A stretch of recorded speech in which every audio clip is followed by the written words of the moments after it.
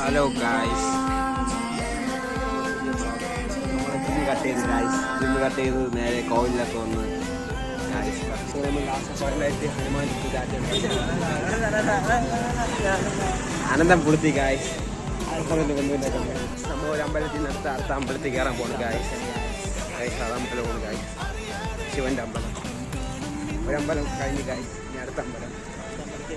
അടുത്തൊരു തീർത്ഥ ഘോഷാടന യാത്രയാണ് ഗായ്സ്. ഇതിന് ഫിസിക്കൽ അതെന്താ, ഞാൻ മൊത്തം തീർത്ഥയാത്രയാണ് ഗായ്സ്.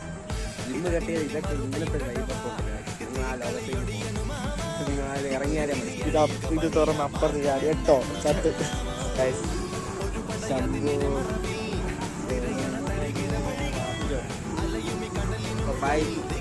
മൊത്തം തീർത്ഥാടനം.